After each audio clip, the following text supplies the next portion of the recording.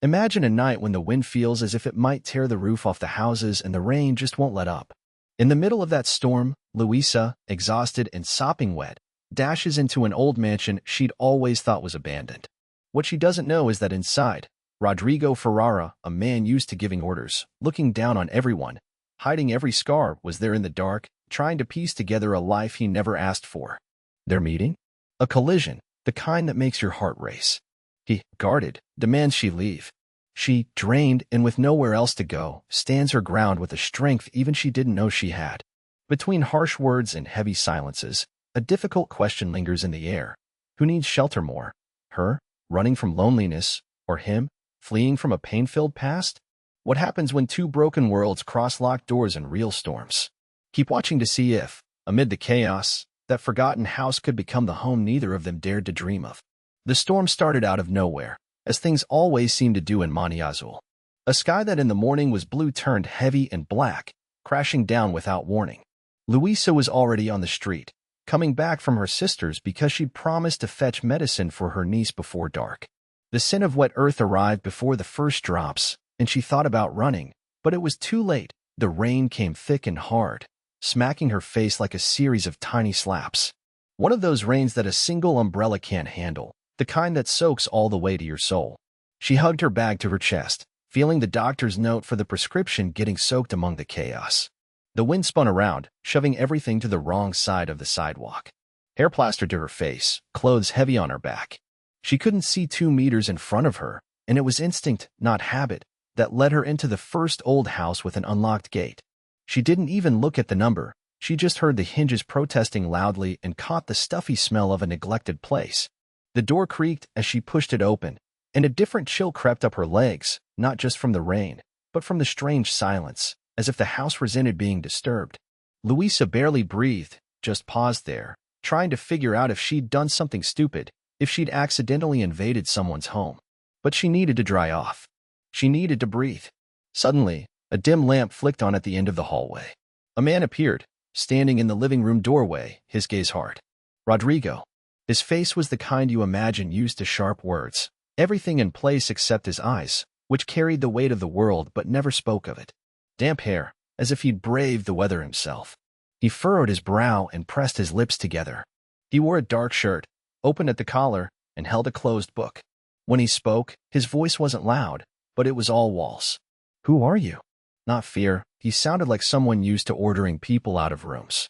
Luisa stood in the narrow hallway, shaking, clutching the buckle of her bag with rain-slicked fingers. Sorry, she stammered. I just needed shelter. I was walking outside the storm. The light flickered behind him. Rodrigo didn't move, analyzing every word, the wet clothes, her tired face. He glanced down, almost with disgust, at the trail of water she was leaving on the rug. That prodded something ugly in her, not just embarrassment, but anger. The shame of being treated like a problem in a place where she'd always felt she belonged. You know this is private property, right? He wasn't threatening, but there was no kindness in it. The silence after his words was heavier than the rain outside. It was the silence of someone who wants nothing to do with you. She swallowed, trying not to shake again, but it wasn't just the cold now. It was the small humiliation that comes with being dismissed. I just want to wait it out, she whispered. I won't touch anything. Just let me stay a moment, please. Her voice was weaker than she wanted it to be. He hesitated. For a second, Luisa thought he'd just tell her to leave, but instead, he pointed at the floor, not looking again. Don't touch anything. His expression was harsh, distant, as if the whole situation was an enormous bother. As if the entire world had always been a bother. Luisa sat down on the lowest step of the stairs, far from the living room, far from him. The clock in the hallway ticked, annoyingly loud. With every tick, she thought of her daughter at home, the fear of losing the medicine, how people would react if they found out she'd run in here. And it wasn't just worry, it was a sudden longing for someone to share the burden. The old house smell reminded her of another time, maybe a childhood almost forgotten. Rodrigo stood, watching her from the corner of his eye as he pretended to read. Luisa noticed. He didn't know whether to offer coffee or toss her out altogether. And even in that silent disdain, she could feel, in some deep place, that he was just as lost as she was. While she waited, she noticed the wallpaper in the living room was old, peeling, mapping patches of dampness. There was a black and white photo fallen on the sideboard, half hidden by a pile of newspapers. A man's coat thrown over a chair, empty plates still on the table. For a man alone, there was a lot left unfinished. Rodrigo, quietly observing everything, and maybe himself too, didn't seem to know how to deal with people who showed up unexpectedly, much less those battered by life. And in that wordless standoff, each of them challenged the other without saying a thing. She, simply by enduring the discomfort. He, by feeling invaded even in his own ghosts. She coughed softly. Rodrigo didn't move. But, in a split second, he pulled a towel from a basket and handed it over without a word. The gesture was abrupt, without warmth. But his hand trembled, just like hers. Their eyes met for a moment. A draft of air made a picture knock against the wall, and for the first time, they both flinched together. Still, not a word. The silence stretched on, heavy, interrupted only by rain pounding overhead, wind sighing through the cracks. Luisa held her breath, feeling the weight of his gaze trying to decipher her. Rodrigo looked away, fleeing from himself. She thanked him with a barely noticeable nod. He gripped the book tighter, his knuckles whitening. He wondered who she was, why she seemed to carry so much and yet stand so steady. And she wondered why he, so closed off, seemed to struggle so hard not to come closer. When the rain finally eased, Luisa stood up, still damp and uncomfortable. Before opening the door, she glanced back. Rodrigo kept his shoulders squared, but his eyes had changed. Somewhere deep inside, a tiny crack, almost invisible, a start of something new, or just another pain tucked away. No one knew. She left without another word. Outside, the city looked clean, washed.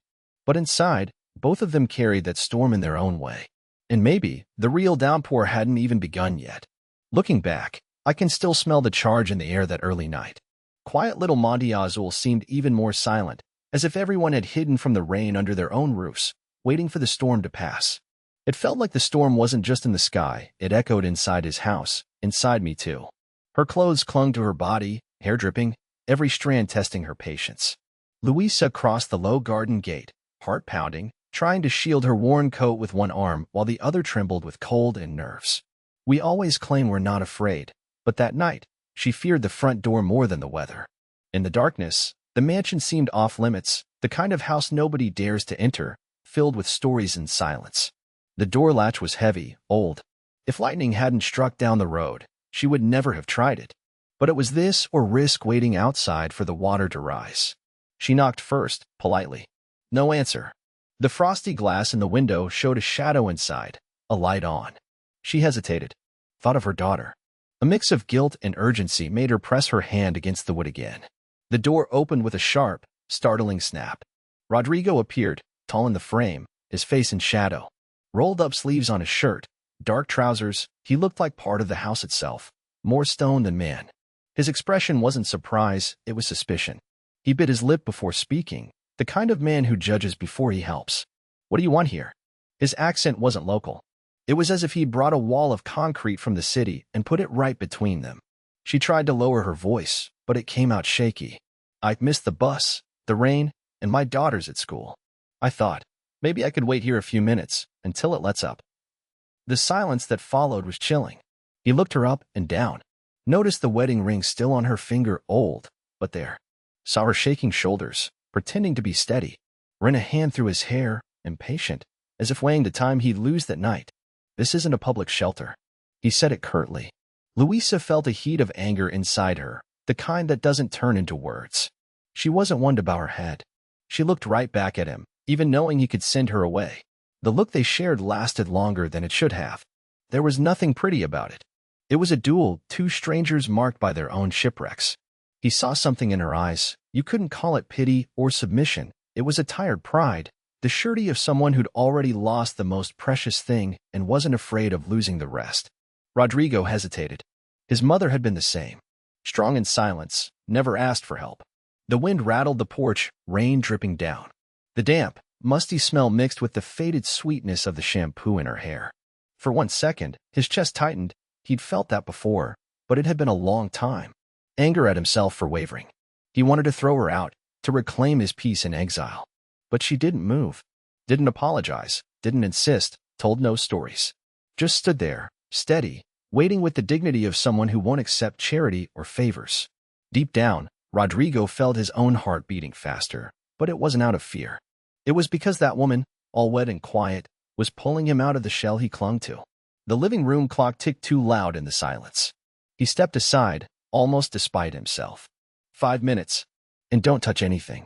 Louisa came in without a thank you. She wasn't sure it was right. She kept close to the door, as though afraid she'd dirty the clean house. She looked at the floor, trying to hide her shaking hands. Didn't know how to hold herself? He walked to the kitchen, not looking back, and made a show of banging the cabinet doors, a warning. She caught a glimpse of his broad back and felt like asking why there was so much loneliness built into these walls, but stayed silent. The muffled sound of rain was their backdrop. Louisa thought of all she had to do that night: pick up her daughter, cook, think up another excuse for no money. But right now, all she could do was wait. She closed her eyes for a moment, imagining her daughter, how her eyes would light up when she saw her mom at the school gate. Rodrigo came back holding a towel, dropping it on the table like shedding a weight. Try not to soak everything. His eyes kept searching against his own will for some clue about what this woman carried inside. He could spot hurt a mile away, not his own, but other people's. Intimate and unspoken. Louisa dried her face awkwardly. A strand of hair stuck to her cheek, and she pulled it away, breathing deep. "Thank you," she said quietly. He just gave a quick nod, like someone who can't stand unearned kindness. In the silence, something shifted. Rodrigo noticed. For the first time in days, he wasn't making plans, wasn't rehearsing negotiations. Just the sound of the storm outside, and the uneasy heat of her presence inside. That was how, among old walls, endless rain, and crossed glances, the doors, though still closed, started to creak open. He didn't know he needed company. She didn't know she could find comfort where she least expected. Sometimes it's just 5 minutes. A brusque gesture. An improvised shelter. But in that moment, life was choosing more than either of them could see. That afternoon looked like so many others in Monte Azul, but the sky told a different story. The wind had warned them, rattling the air since midday, when Louisa left school later than she should have. She ran out, feeling the first huge, cold drops land on her battered shawl, the same she'd worn since he was gone. Her husband. She missed him most at quiet times, when the sky grew dark. Thunder always made her close her eyes, remembering the warmth of his embrace. The silence of the road, between the school and the Ferrara family's old house, was punctuated by the cries of little Ana Julia, her daughter, who only wanted to get home. But that downpour called for shelter. Almost without thinking, she picked up the girl and headed for the shortcut through tall grass, seeing the gray mansion cut out against the dark sky. The door wasn't locked. The cold doorknob turned easily, and they slipped in, hearts pounding. Inside, the air was thick with abandonment and wetwood, tinged with distant memories. The echo of their steps across creaky floorboards filled the empty room. Louisa tried to calm Anna, brushing her daughter's wet hair aside and forcing a tired smile. That's when the past showed up, in a way she didn't expect. Rodrigo was there, standing in the gloom, holding a glass in his hand. He looked at them like he'd seen a ghost. His gaze was stern, but not only hostile. There was a tight line between his eyebrows, as if their presence dragged up memories he tried to bury in some inner drawer. He asked, curtly, what she was doing there, but the words just echoed around the empty room, bouncing off old furniture and returning full of unspoken things. She stayed quiet for a few seconds, breathing deep, feeling every beat of her heart. It wasn't just fear of the storm outside. It was the discomfort of invading someone else's space and, worse, stumbling across that cold man, carrying the big city in every line of how he dressed, spoke, looked. Louisa explained, quietly, that she and her daughter needed shelter until the rain stopped. And then the silence returned, thick. The kind of silence that's not just the absence of sound, but something that makes your hand tremble and your chest ache. Ana Julia nestled her face against her mother's neck. Rodrigo didn't offer a chair, nor a kind word. But he didn't throw them out, either. The stop clock on the wall, ragged curtains flapping in drafts. Everything felt suspended in time. The past was worn on the skin, the crooked frames with old portraits, the piano in the corner, the dust-covered porcelain dolls. Louisa let her eyes wander over each object, hit by a strange emotion, as if she was spying on someone else's childhood. And in a way, she was. Rodrigo watched. He wouldn't admit it, but that woman, rain-soaked, eyes steady and tired, and that little girl clinging to an armless doll, unsettled him. Reminded him of everything he'd promised to leave behind when he left here years ago. Every flash of lightning in the room seemed to reveal tiny truths. Ana Julia shifting in the old chair, Rodrigo's grip tightening around his glass like he wanted to crush it, Louisa smoothing the edge of her shawl nervously, It was all conversation, even if nobody spoke. She thought, does he know what it's like? The fear of losing everything, of what's next. And he, without realizing it, wanted to ask how she kept going, how she endured the judgmental looks, the prejudice, the daily struggle. But he didn't ask, just huffed, irritated with his own discomfort. Ana Julia, in a child's pure way, offered her doll toward Rodrigo. He hesitated, didn't know what to do with so simple a gesture, take it or not. His hand reached halfway, then drew back, hung there in the air, as out of place as he felt. For the first time, the silence felt a bit lighter. And even though no words were exchanged, something shifted. The rain outside seemed gentler. The room remained dim, but everything was different. As if, for a few minutes, suspended time made space for a new beginning. No promises, no forgiveness, just a small chance curled inside a doll and the timid courage of a look. Rodrigo's house smelled unused. Damp wood mixed with wet earth blowing in through the cracked window. He woke early, more out of habit than desire. The sky still gray, the night's rain leaving puddles in the yard. Every step on the old flooring echoed through the emptiness, a house too big for a single man, full of memories that weren't his. He went to the kitchen, searching for warmth. Found a bag of coffee shoved in the back of a cupboard, the grounds nearly expired. Rummaged for filters, found an old kettle. The water took forever to boil. He stood, listening to the wind rattle the shingles, trying not to think about Sao Paulo, the rumors, the endless string of distant messages. The phone buzzed, but he barely glanced at it. Messages from his staff. Lawyers. Nothing relevant to the real life of this gray Monte Azul morning. That's when he heard a light noise at the back door. Thought maybe it was the neighbor's cat, often prowling there. But the rhythm was different, hurried, hesitant footsteps. Before he could call out, Luisa slipped in, umbrella dripping a trail on the floor. She stood, face half surprised, half cautious. Hair loose at her brow, her blouse still clingy from the rain. He looked at her, and remembered, sharply, the last time, the way she met his eyes, even offended, even desperate. Morning, he said, voice clipped, striving for normal. Sorry, the door was open. I just came in because it started raining again. She kept her words quiet, but with that firmness of someone who won't apologize for existing. The silence that stretched between them felt airless. She looked around, trying not to meet his gaze directly. He wondered if he should tell her to leave, but there was something in her eyes, the weariness, maybe, or an old, stubborn sadness that made things less simple than rights of ownership. There's coffee, he offered, pointing to the kettle. Don't know if it's any good. Luisa almost smiled, just a twitch at the corner of her mouth. I'll have some, thanks. He poured 2 cups, hands shaking for no reason, trying not to show it. The coffee smell was strong, almost bitter. She took her cup in both hands, as if holding on to the whole world. They stood, one on each side of the table, caught in a quiet scene that somehow felt amidst. There were crumbs from yesterday's bread on the table. Rodrigo considered cleaning up, but didn't move. He watched as Luisa blew on her coffee. She said nothing, just gazed out the window, where fat drops streaked the glass. He noticed she was trembling, maybe still from the rain. Groped for something to say. Anything, just not what he actually felt. Do you always pass by here this time? He asked, just to fill the emptiness. She bit her lip. No, I had to take my daughter to the hospital early. She hasn't been well since yesterday, and I ended up getting lost on the way back. The rain got worse. I hope it's not a problem. Rodrigo hesitated. The word daughter echoed in his mind. He'd never asked if she had family. Remembered the kids at school, the little girl he'd seen from afar, curly hair and sharp eyes. It's not a problem, he murmured, almost a whisper. Suddenly, he caught himself seeking her approval, something he hadn't wanted in years. But Luisa simply took another sip. The coffee was frankly awful, but she drank every drop. Do you like it here? She asked, gently steering the conversation elsewhere. Rodrigo glanced away. Never knew if he liked it or not. It was just the childhood summer house, where silence screamed whenever his parents fought down the hall. Now, here, he felt like a boy again, ready to flee, unable to stay put. I don't know, he admitted softly. I always planned to leave. Coming back was never part of it. She met his gaze, fingers gripping the cup's handle. Sometimes we come back by accident, Luisa said, just to find something we left behind. The silence this time was heavy, but not painful. More like recognition, as if each saw their own pain in the other. Rodrigo's hands were clammy.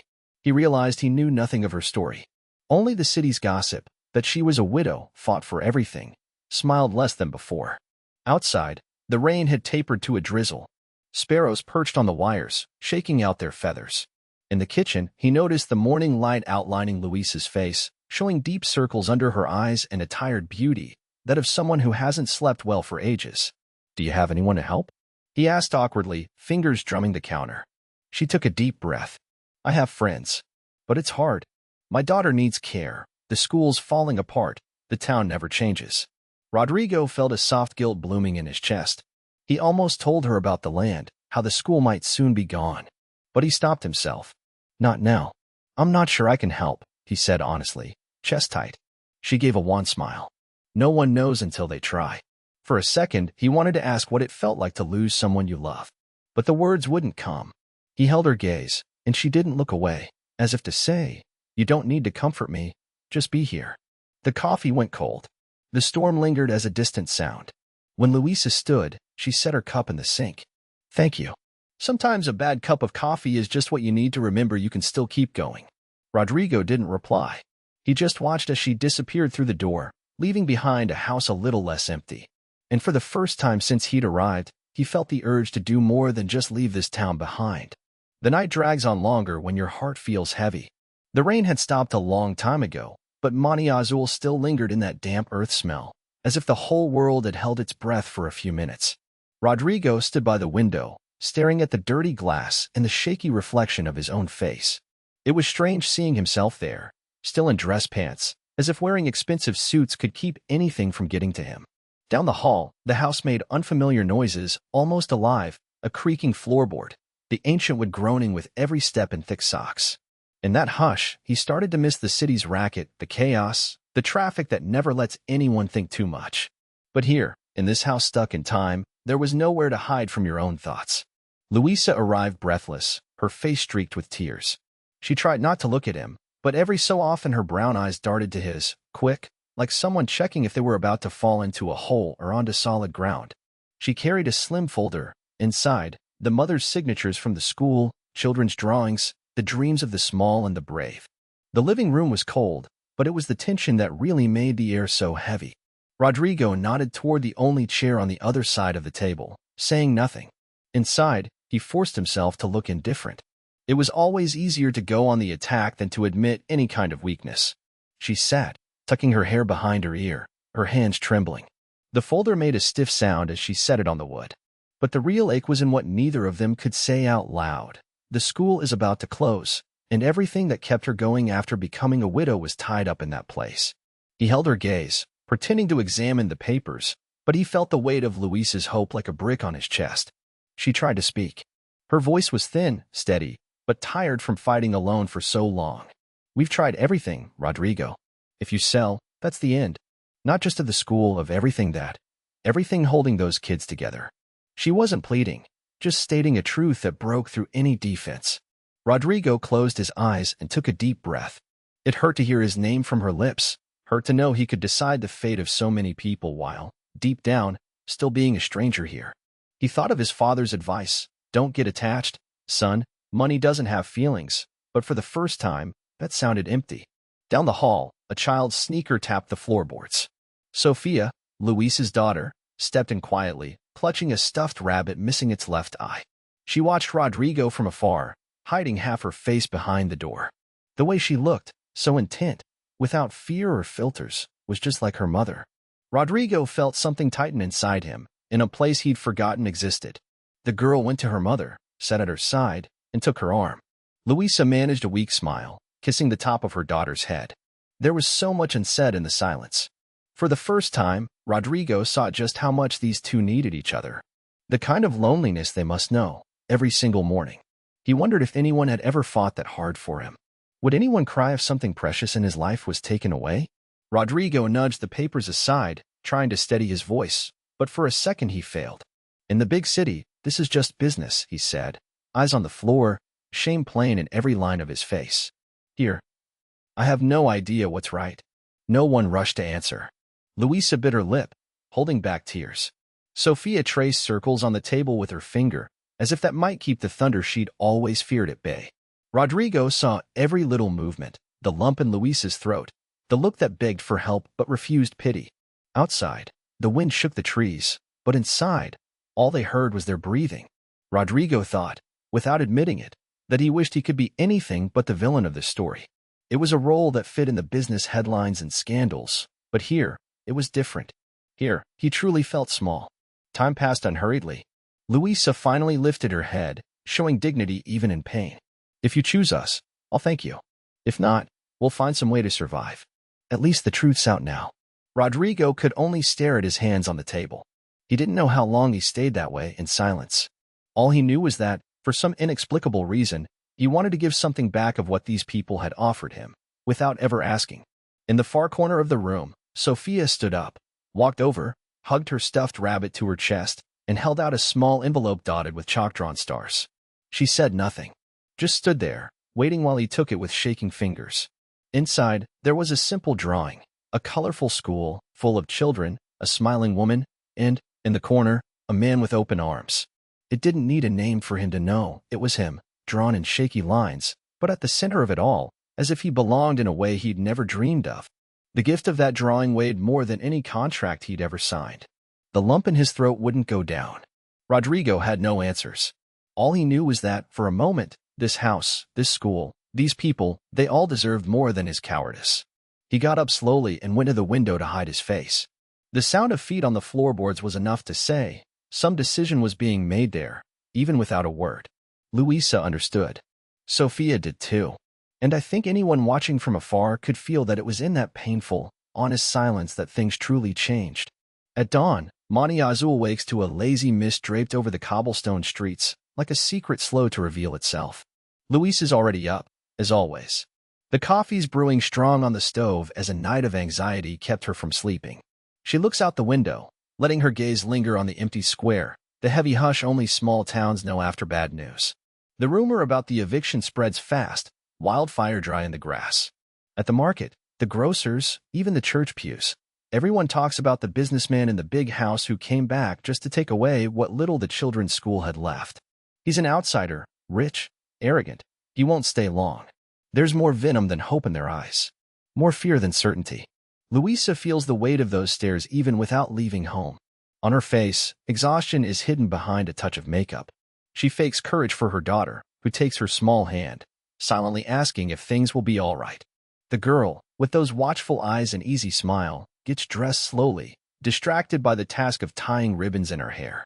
When she stumbles, Louisa steadies her, but inside she breaks a little more. I don't know if things will be all right, she thinks. But she smiles for her daughter. Always. On the street, noses turn slightly as she passes. No one says a word. It's just glances, exchanges that last a split second but burn in thought for hours after. Some silences speak too loud. Across town, Rodrigo watches everything from inside the mansion. He can't say why, but he stands by the window, seeing Louisa cross the square holding her daughter's hand.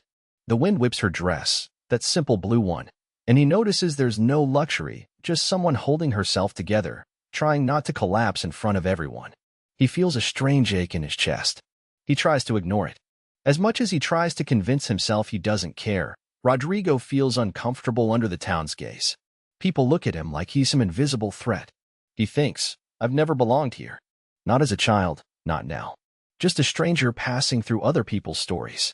His clothes, always so crisp and sober, stand out among the cotton shirts and mud-caked boots of the neighbors. He feels, more than sees, that people have already decided everything about him, never bothering with his side. They never remember he didn't want to be here, that he has his own ghosts and guilt to carry. Today, the school's board hands him a letter. Blotched ink, stern words, an indignant plea to negotiate. Rodrigo reads every line without showing emotion, but his stomach turns. I could just end this now, sell, forget, he thinks. But Luis's face, so fierce even when forced to beg, flashes into his mind. And the girl. Her eyes, expecting justice from someone who's never known what justice really means. At the corner store, folks on benches share sidelong stories.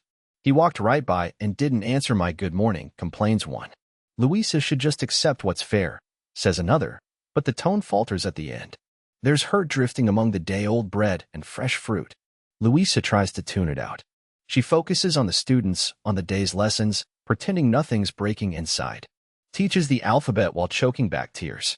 Only at recess, sitting in the courtyard, does she let her head fall into her hands for a moment. Exhaustion runs straight to her bones.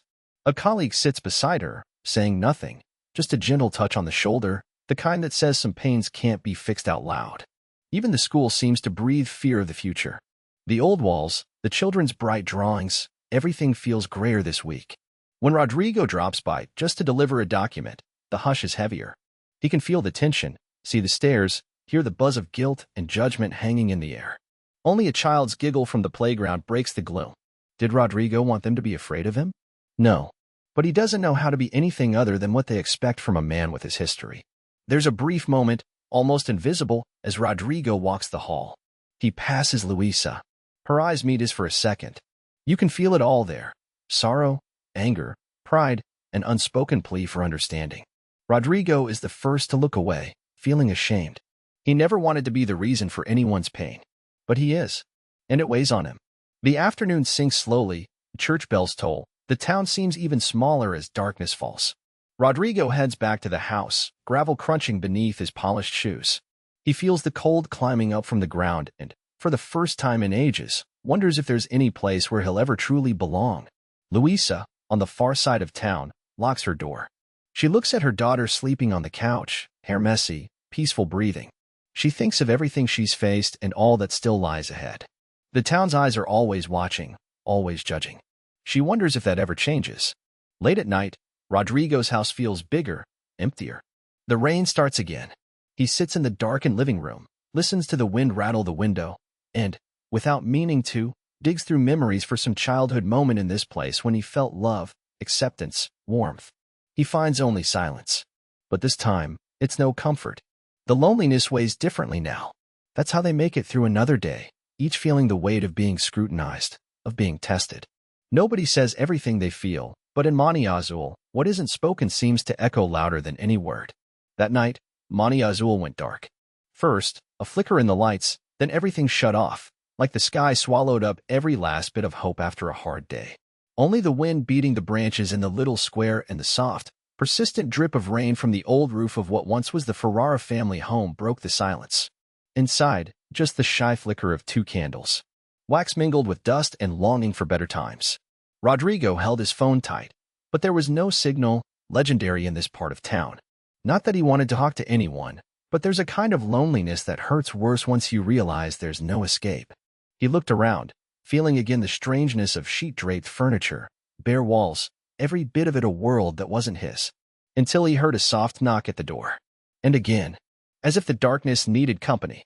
He opened up slowly. Outside stood Luisa, soaked to the bone, hair hastily tied back, her cheeks rosy from running in the cold. She held a bag of bread and glanced at him with a mix of courage and fear, holding little Sophia's hand tight. The girl's big eyes shone different in the candlelight. Rodrigo didn't know what to say. All he felt was a knot in his throat. He wasn't used to visitors, much less to having someone there, for real. You? Lost power too?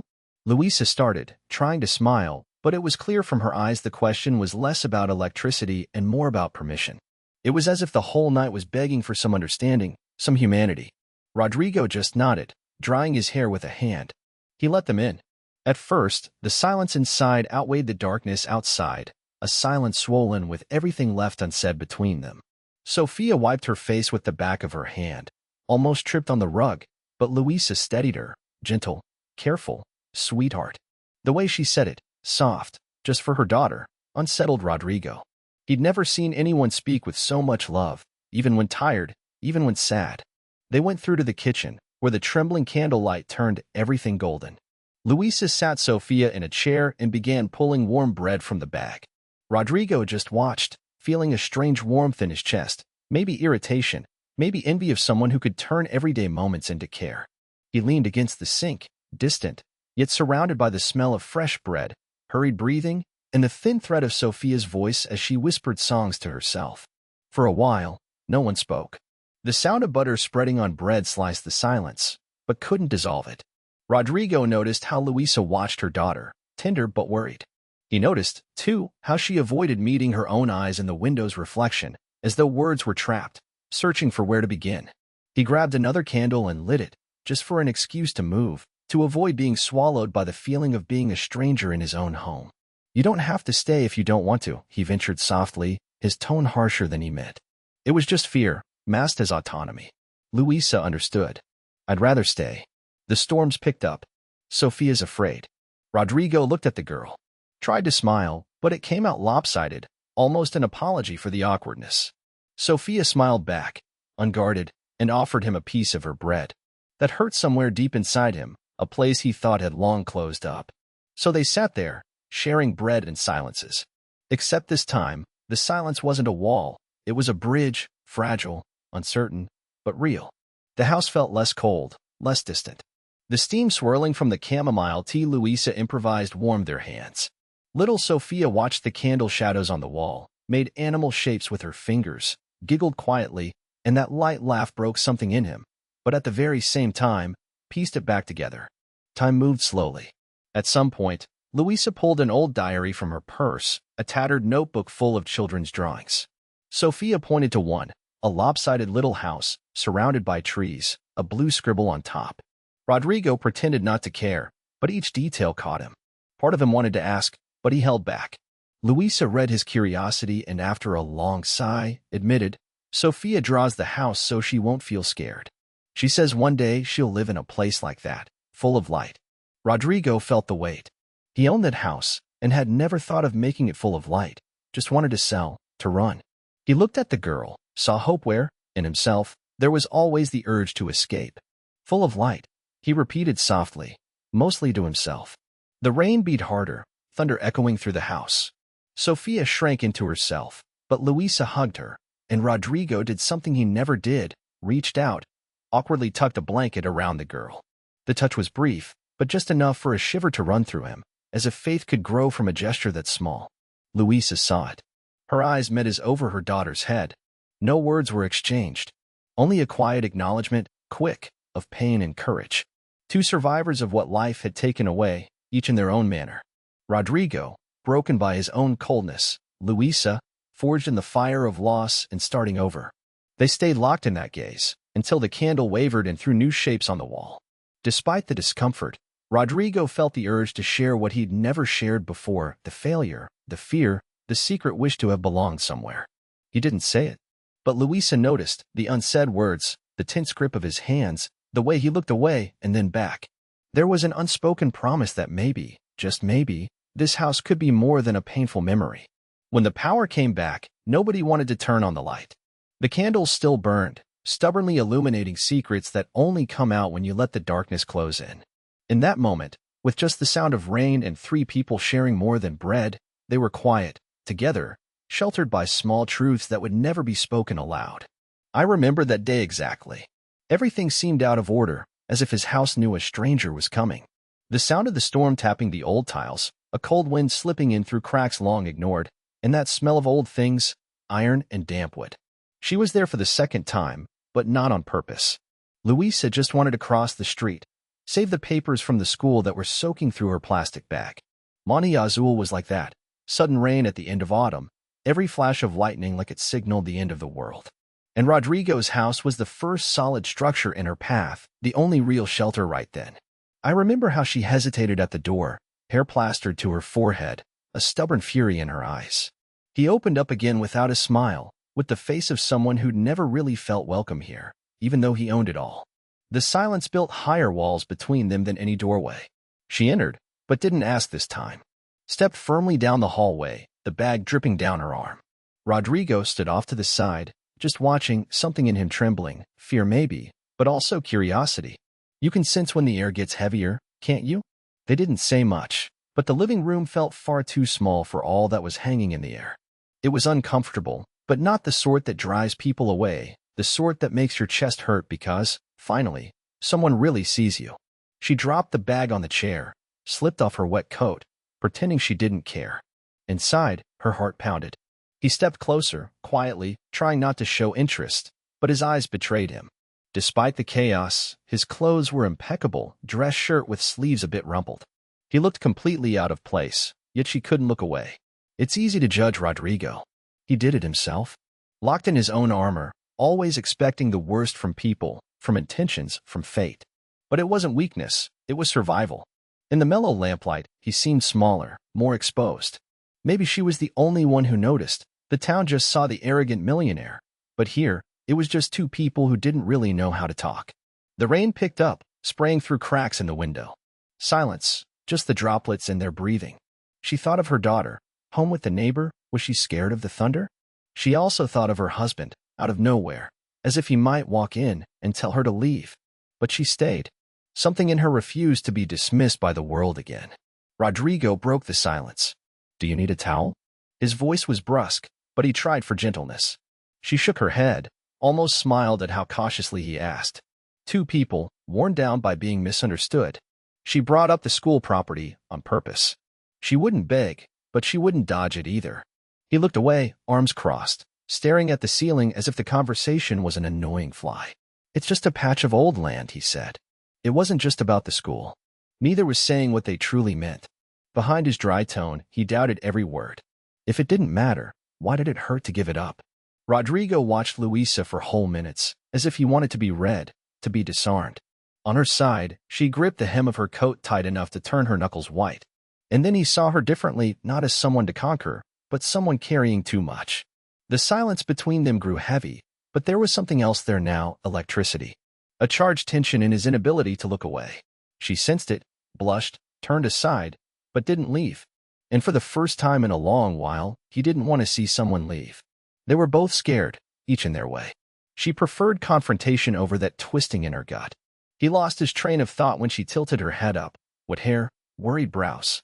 They talked about renovations, the town, the future, but really, those were bigger questions. Can you see my fear? Can you understand my pain? Rodrigo pushed for a practical, rational conversation. But every answer cut through him like a warning that maybe no one had ever asked him to stay, to belong. Luisa picked up on that without knowing how. Deep down, she just wanted not to be sent away again. A bolt of lightning lit the room. He almost laughed, saying the house felt accursed. She gave a half-smile, not mockery, just relief. So they sat there, two castaways, sharing an improvised shelter in the middle of a storm. In the end, she stood, voice steady. The school is more than land. It's what's left when everything else is gone. He just watched, silent. Her hand lingered on the doorframe, waiting for something. He didn't say anything, but a silent promise hung in the air that maybe this patch of earth, and the people passing through his life, really did deserve a second chance. She went out into the rain. He took a while to close the door. He only realized he'd been holding his breath when he was alone again. And, even if he wouldn't admit it, he liked the thought of not being so alone someday. Lately, the sky was heavy nearly every day. It was impossible to tell anymore if Monte Azul was a sunny little town or just a storeroom full of clouds waiting to burst. Somehow, it matched exactly what ran through Rodrigo's mind. He woke early, cold even under old blankets, listening to the silence of that huge house, always broken, sooner or later, by the noise of his own thoughts. That morning, he stayed at the living room window, watching the almost empty square. Outside, just the sound of branches scraping and dogs barking at every flash of lightning. He clenched his fists, feeling his father's ring spinning on his finger. What nonsense all this is, he thought, but still couldn't move. The old pride, always there, like a wall. When he came to this town, it was to stay invisible. Just clear out some paperwork, sell the place, pack up family relics, and never look back. But the old house gave no peace. Every squeaky door, every whiff of damp would brought back the voices of childhood, the absence of his mother, his father's hard silence. Everything reminded him that nothing here was really his, or maybe never had been. And now, thanks to that rundown school he could barely bear to look at, and the stubbornness of a woman who never asked anyone's permission, here he was, thinking too much. He heard footsteps in the hallway and his heart jumped. He didn't know if he wanted it to be her, but he already recognized her step. Luisa came in, carrying a bag and a tired look, but her presence brought a warmth he hated to admit. She hesitated before speaking. Rain made dark patches on her blouse. "I just came for the maps the principal said were here. That's all." Her voice was strong, but tinged with sadness. She didn't really look at him, slipped by quietly, trying to ignore him, but it was getting harder and harder for him to stay indifferent. Rodrigo swallowed hard, trying not to look shaken. He kept his hand in his pocket, pretending nothing was happening. But something inside him was breaking. "Careful," he muttered, almost unintentionally. It wasn't real concern, it was pride trying to pass itself off as politeness. Luisa paused, clutching the map to her chest. She looked at him differently, as if she could see more than he was willing to show. In the silence, you could hear the water running down the gutter outside. I never tried to stir up trouble in your life, Rodrigo. But the school, the kids. She swallowed her words, because even saying it seemed to hurt. It's not just an old building. It's the only place where my daughter doesn't have to explain herself to anyone. Hearing that stung. He wanted to snap back, say it wasn't his problem, say it was all just red tape, but something tightened in his throat. Pride, again, trying to shield you from what you really feel. Her bag slipped from her shoulder. Her fingers shook, though she pretended they didn't, and all Rodrigo could think was that he'd never learned to recognize silent bravery in a woman's small gestures. He remembered his own mother, years ago, holding everything up alone, resenting the need, once in a while, for someone to see how hard she tried.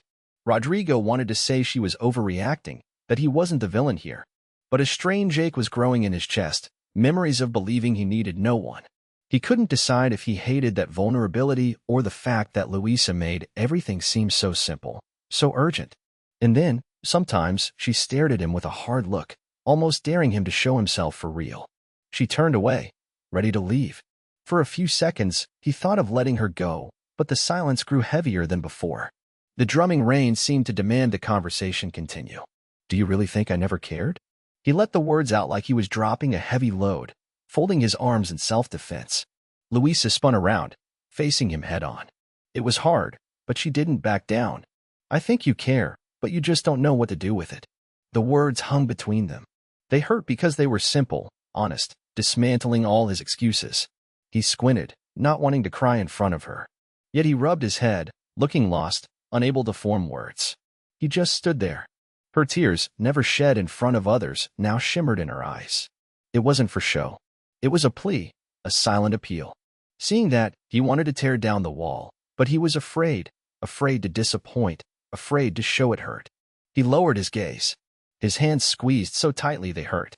At that moment, lightning lit up the bookshelf nearby, and he spotted the book his father used to say belonged to the family. You only protect what you understand. Rodrigo had never understood anything, but now he was terrified to lose. Luisa exhaled, tired. Her voice came out low, but it was enough to undo the tension. Sometimes all we need is to let our guard down. No one is strong all the time. The air eased. The silence between them was no longer just discomfort, it was a fragile sanctuary. She set the map aside, allowing herself to stay there just a little longer. He finally took a deep breath. A soft sound came from the hallway, suppressed giggles, tiny and bright.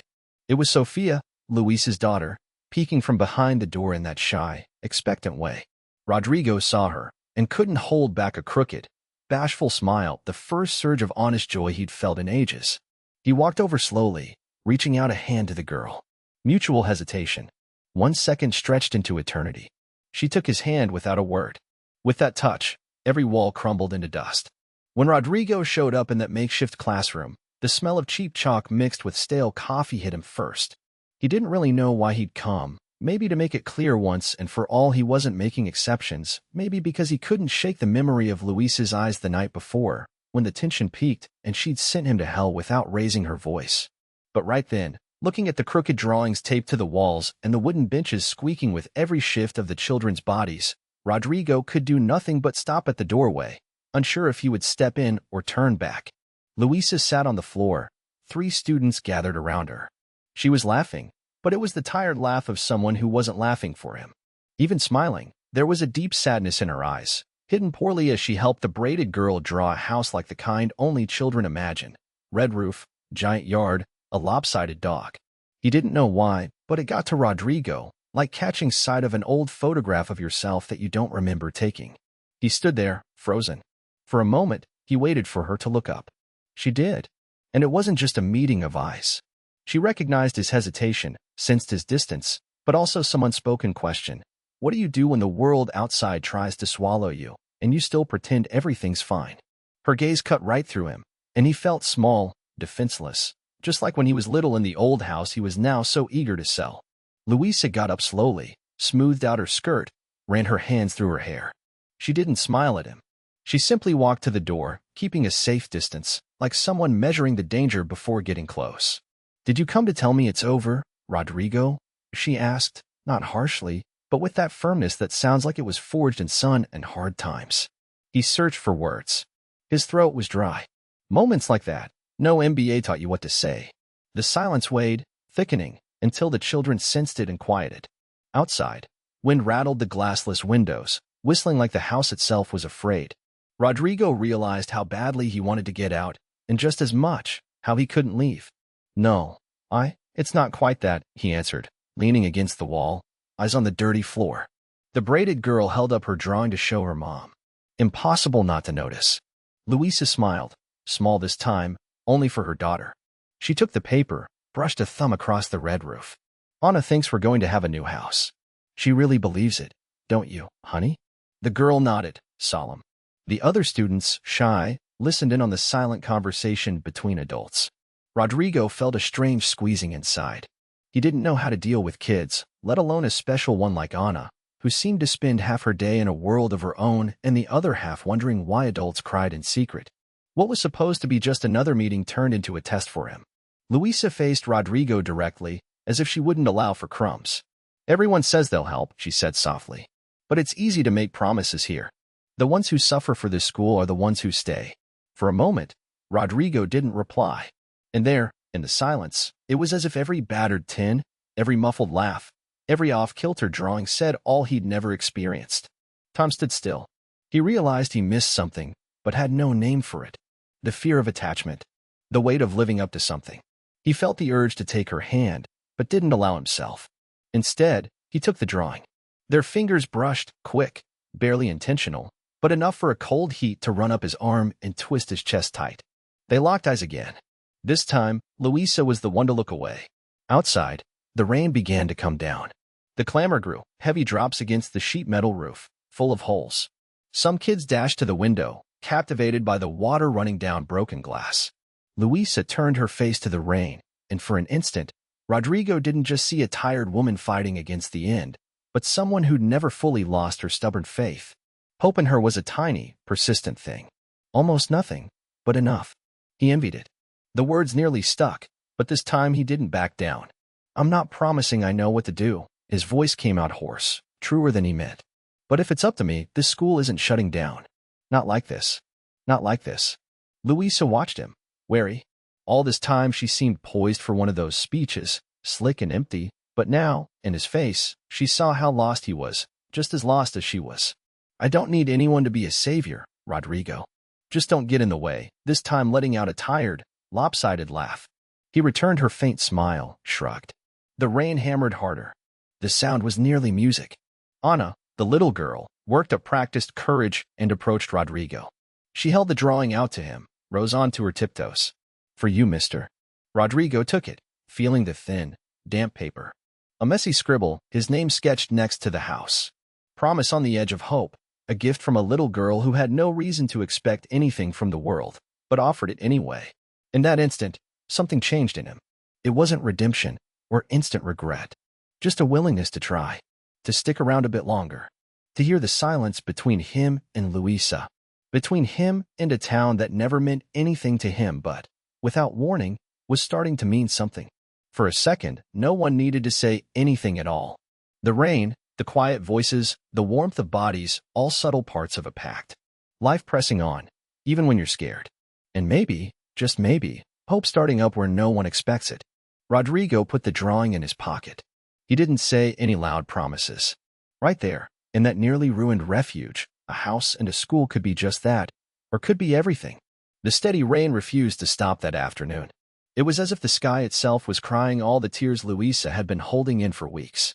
That kind of rain soaks you to the bone, sticks to your skin, and presses down on your shoulders.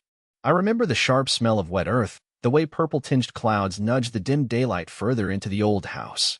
Inside, the air was heavy and warm, despite the cold outside, not because of the unused wood stove in the corner or the tepid coffee left on the table. Maybe, somehow, because of all that went unsaid. Rodrigo leaned against the wall with his head down, arms folded, as if to shield himself from any word that could hurt. He rarely managed to look Luisa in the eyes. And she, with damp hair stuck to her forehead and trembling lips, stared at her cup, stirring it slowly, not drinking. Both lost in a present that hurt, yet for reasons so different it was almost odd to find them together there. Inside, with the sound of water trickling down the glass, the silence between them felt alive. The kind of silence that comes uninvited.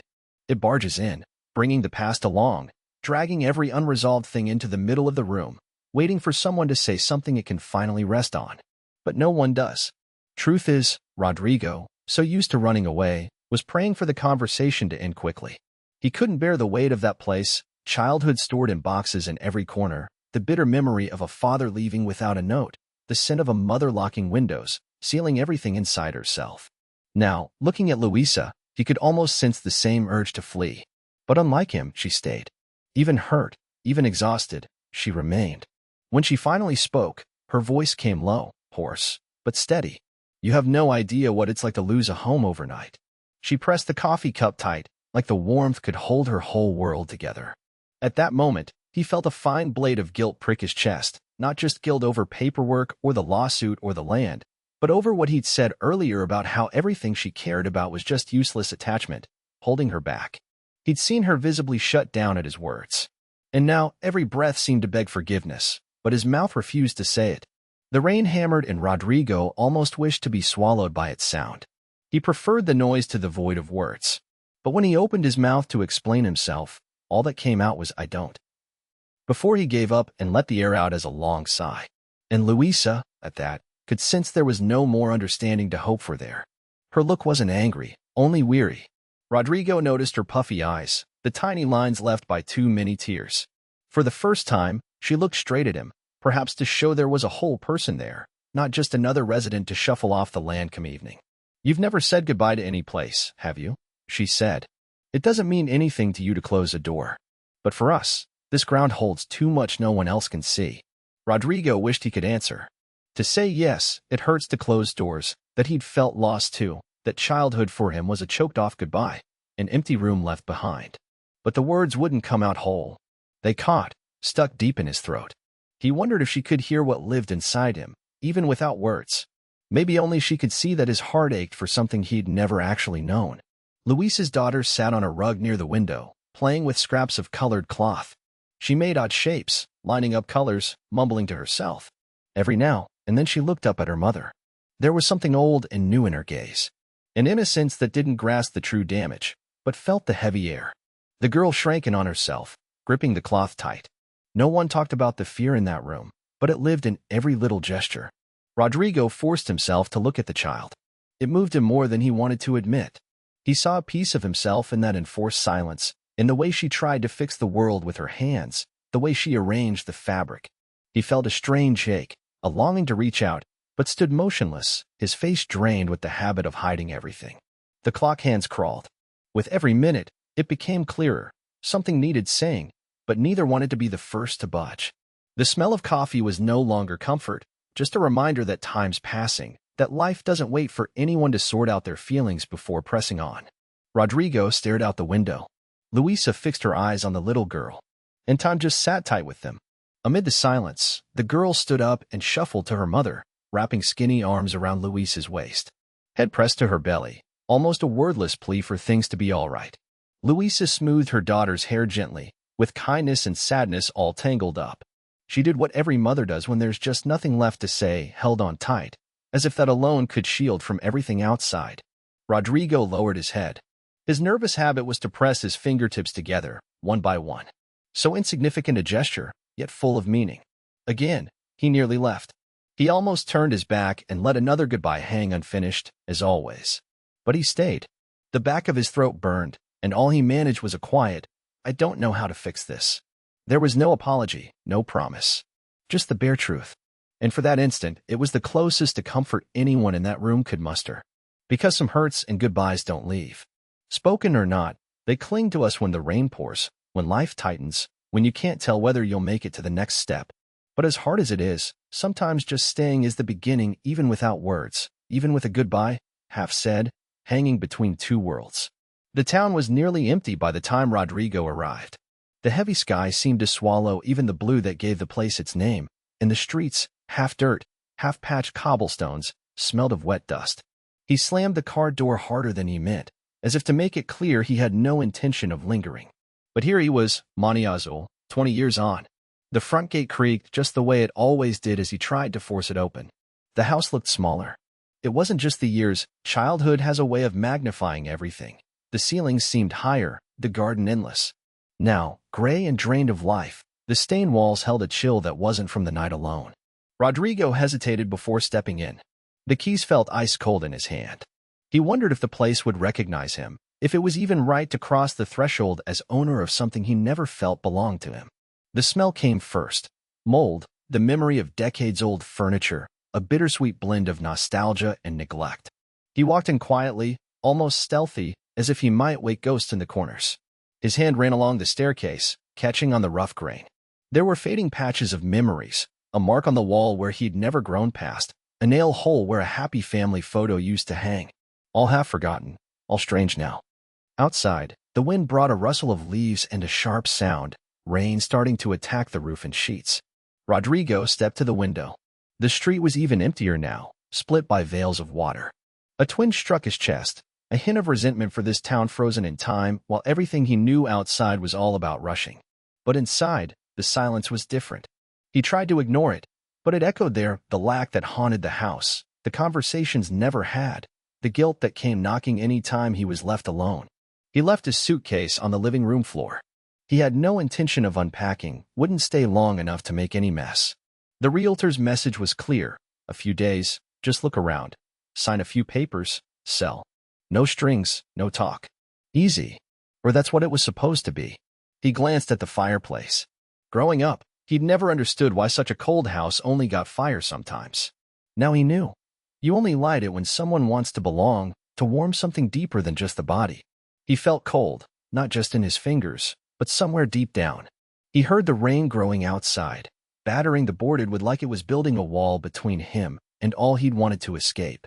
He wanted to flick the lights on, but stayed put. The darkness was comfortable, hiding the cracks. He sat on the old couch, the same one where his feet once dangled. He closed his eyes, letting memories drift in, his mother, always in a hurry and distant-eyed, his father, present only in photos no one looked at anymore.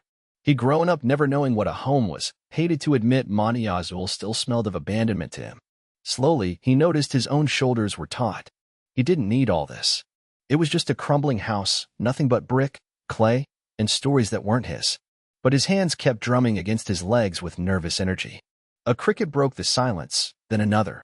Outside, the storm surged. Lightning split the sky, and for a second the whole living room flashed bright, revealing dusty photos on the sideboard. Rodrigo got up and picked up one of the frames. There he was, a child, between parents who'd only smiled for the camera, not for him. In the corner, an ancient clock ticked slowly, counting time for a house that seemed to wait for the right kind of owner. Rodrigo felt anger at that wait. Why had they waited for him? What did they want besides a quick sale and his quick exit? The quiet pressed so heavy he could almost hear his heart pounding. He ached for the city's clatter, the traffic that blanketed his thoughts, the noise that kept memories at bay. Suddenly, a different sound, a gentle knock at the door. Instinct was to ignore it. No one here had the right to invade this place that hurt enough already. But a flicker of curiosity sparked inside him. Who could it be, in this rain? Maybe some nosy neighbor with questions he didn't care to answer. He hesitated, stood still in the living room. He wanted to remain invisible, but whoever stood on the other side was persistent. A second, softer knock, almost apologetic. Rodrigo reached for the handle, bracing to shoo some stranger away. But when he opened the door, it wasn't what he expected. There was a woman with a rain-soaked face, hair glued to her temples, breathless. She looked at him, big dark eyes holding a mix of fear and courage. In her arms, a small child, huddled beneath a coat. Rodrigo had no idea how to react. The words jammed in his throat. For a second, the wind blew harder, and the two of them looked so fragile and silhouetted unsettled him. But there was a quiet strength in the woman, the kind that comes from already knowing the sting of being turned away. She didn't wait for permission, just asked, voice soft and roughened by the cold. "Can we wait here for a bit, until the rain lets up?" Rodrigo was motionless. He wanted to say no. He wanted to protect his own sanctum. But with a longer look, he took in the exhaustion in her eyes, the girl's pale skin, the subtle shaking of the hands gripping their bag. He glanced at his own shoes, ashamed of his urge to push them out. Without really understanding why, he just nodded, opened the door wider, made room. The scent of rain and life slipped in with them. As he shut the door behind them, he realized the true stranger here, on this cold night, might still be himself. The rain was coming down thick and hard, the kind that turns country dirt roads almost blood red and alive, licking at the feet of anyone bold enough to step off the porch. It was late, though it felt like night. Monte Azul vanished behind a veil of water, everything muffled, only the smell of wet earth drifting through the window.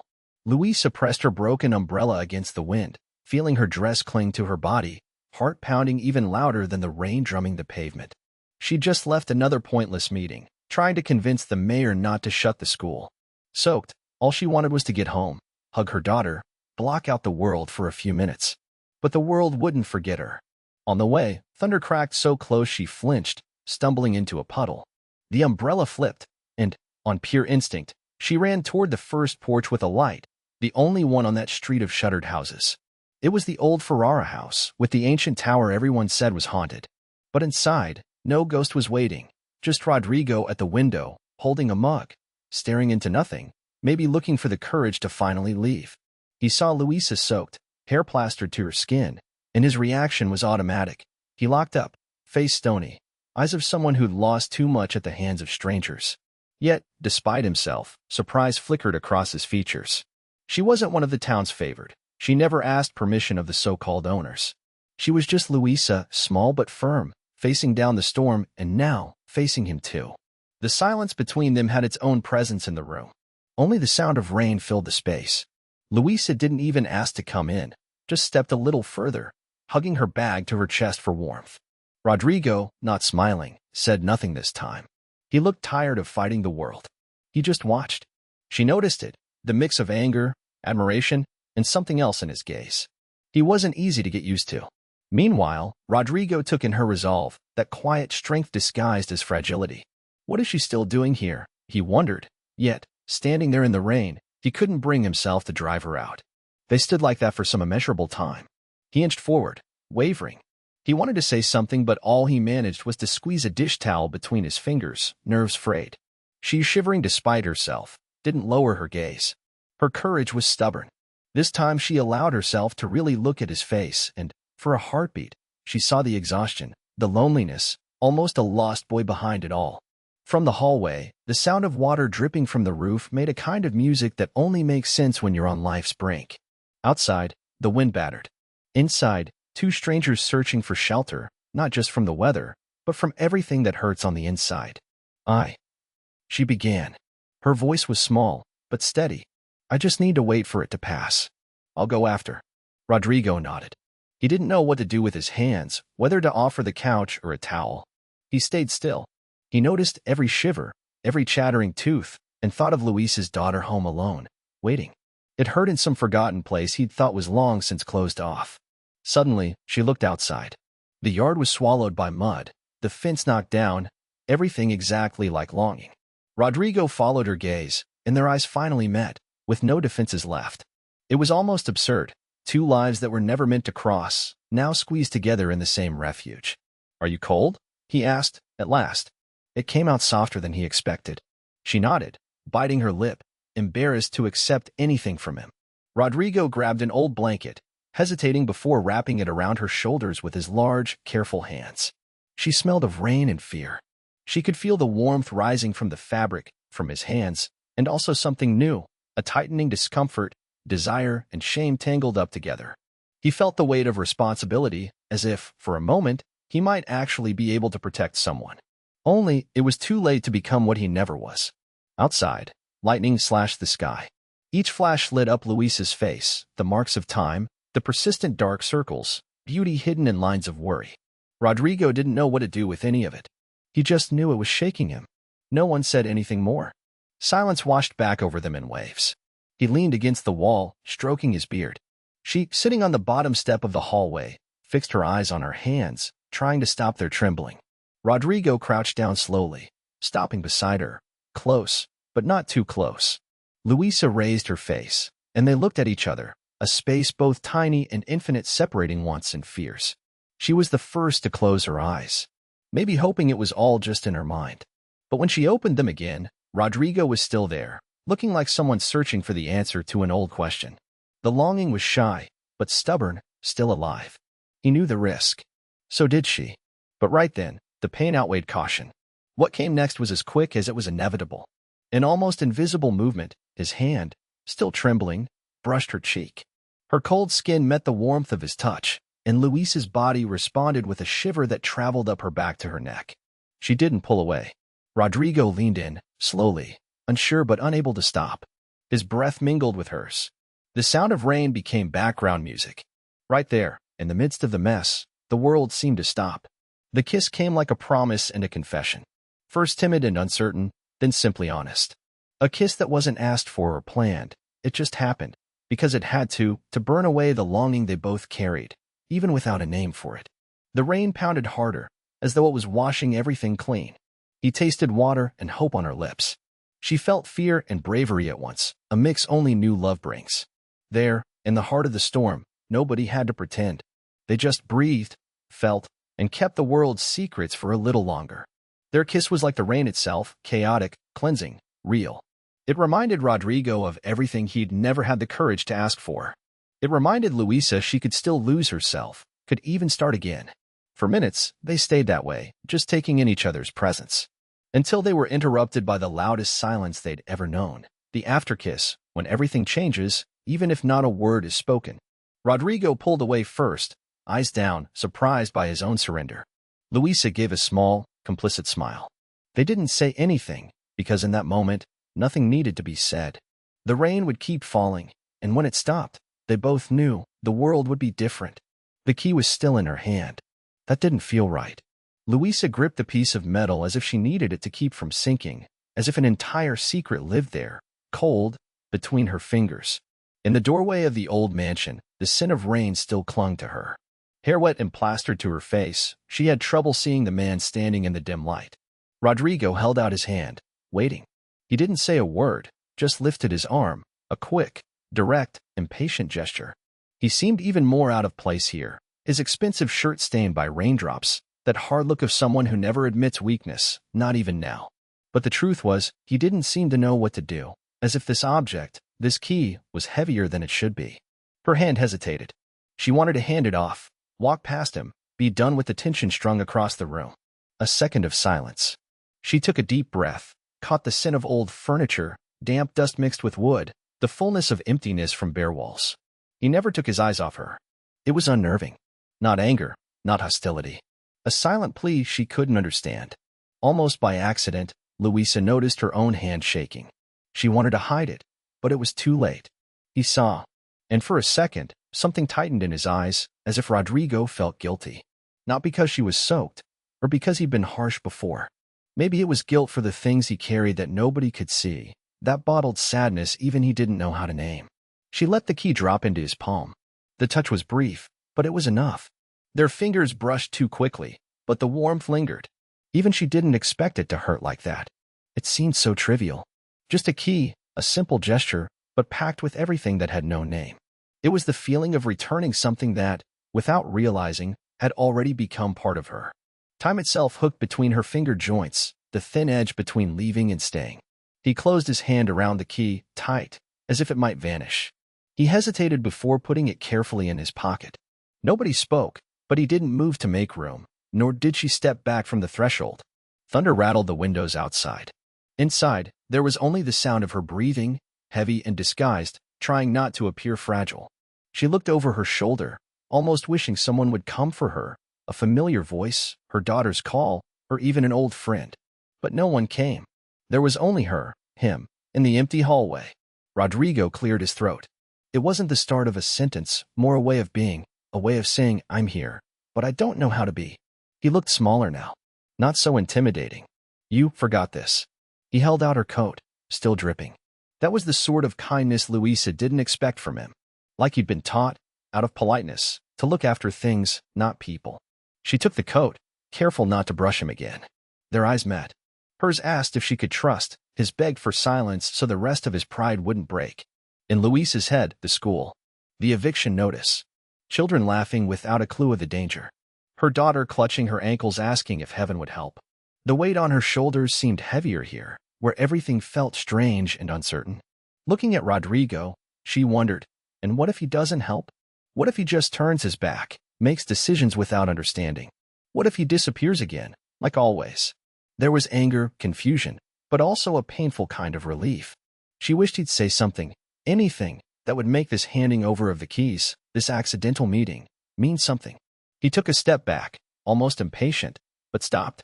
Swallowed hard. His eyes didn't quite hide his weariness.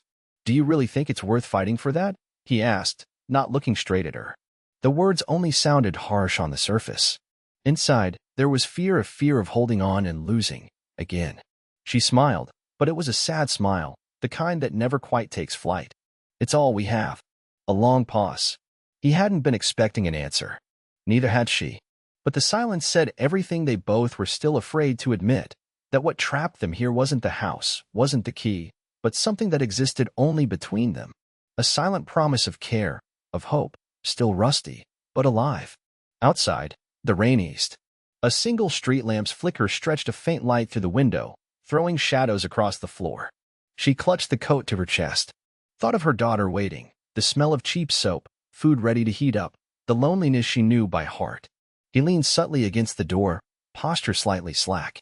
As if, slowly, he wanted to learn from her quiet strength. But Rodrigo was still a stranger in his own home, in his own heart. The keys had changed hands, but something else had shifted there. Now, between them, there was new space. It wasn't just distance or confrontation anymore. It was a wish to stay, to repair, to try and understand. On her way out, she tripped on the old rug. He caught her by the elbow, quick. Another touch. Time paused just a moment, until she whispered, "Thanks." He let go, slowly. In that brief gesture, they understood more than any speech could ever explain. Louisa left first, stepped into the still wet street, breathing in the scent of fresh earth and longing. In the doorway, Rodrigo stood watching, her silhouette receding slowly. For a moment, he wanted to call her back, ask her to stay, to say he wasn't sure of anything, but he didn't want to run anymore. But he didn't. He stood there, in the big house, alone again. Only now, with the key to a world he'd never dreamed of living in, and maybe, for the first time, a real desire to open the door. Sometimes I think everything changed in Monte Azul when the renovation started in that big, crumbling house that had always been a riddle for anyone who grew up in town. It was the Ferrara house, everyone said so, but it had been so long since anyone saw a soul there. Now, that mansion was awake again, footsteps, low voices, the tapping of hammers at dusk, the smell of fresh paint mixing with the sweet scent of earth after it rains. Louisa arrived early, always with her hair pulled back in a hasty ponytail, giving a crooked smile when she saw her daughter running wild in the garden, her pink dress already smeared with dirt. The little girl laughed out loud, still clumsy in her movements, stumbling a bit but not afraid of falling. Sometimes Rodrigo just stood by the door, watching without realizing it, that simple joy that hurt just to look at, almost. God, how different it was from those Sao Paulo mornings when he wouldn't even bother opening the curtains to see the city wake up. At first, Rodrigo kept his distance. He'd show up, check the list of things to do, try to handle everything on his phone, complaining about the noise and delays like someone who never bothered to learn the rhythm of a small town. But inside, it was something else altogether. He kept noticing the way Louisa arranged books in the corner of the living room, always leaving extra space for the kids' drawings, the way she spoke quietly to the builders, respectful but firm, asking them to be careful with the toys they stored for the school. It might not seem like much, but it was in those moments that things began to change between them, in the silences, the looks, the almost invisible gestures. Sometimes, when a loud bang made the little girl jump, Louisa would kneel down, hug her tight, whisper in her ear until the sobs turned to giggles again. Rodrigo never knew what to do then. He felt like an intruder, an extra piece that didn't fit. He wasn't the comforting type. But, little by little, he learned to simply stay. That was it. To stand still and not run away, not even with the excuse of an urgent email.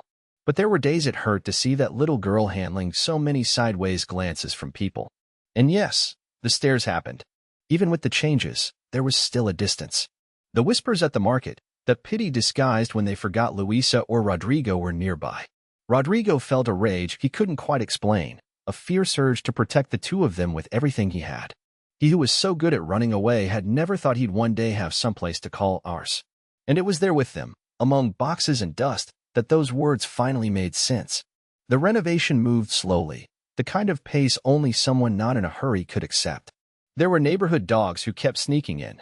Money was tight, almost always counted by Louisa, letting out a long sigh before deciding whether they could buy new hangers for the schoolrooms, or if it would have to wait another week. And there was Rodrigo, getting more and more involved, pretending to himself it was still temporary, that soon he'd go back to gray towers and the comforting silence of someone who never lets himself care. But no one can fool their own heart for long. There was the night the power went out. It was pouring so hard the world felt small inside the mansion. Louisa found some candles. The three of them sat in the kitchen, mother, daughter, and, in a strange way, Rodrigo too. No TV, no phones working.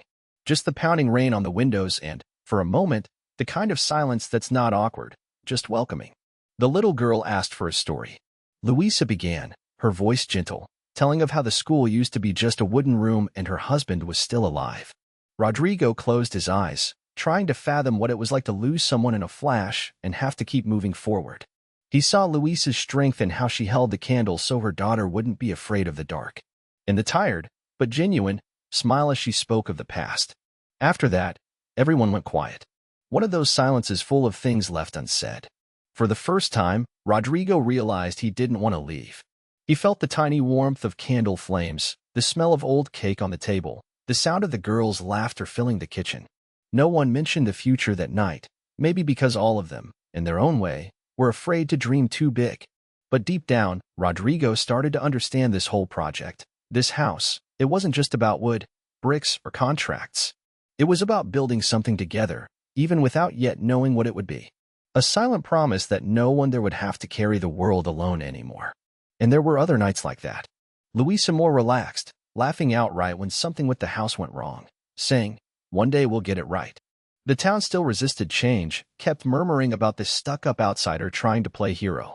But within 4 rebuilt walls, a woman, a girl, and a man learned to share silences, and that's how a dream begins, even when no one dares to say it out loud. Not yet.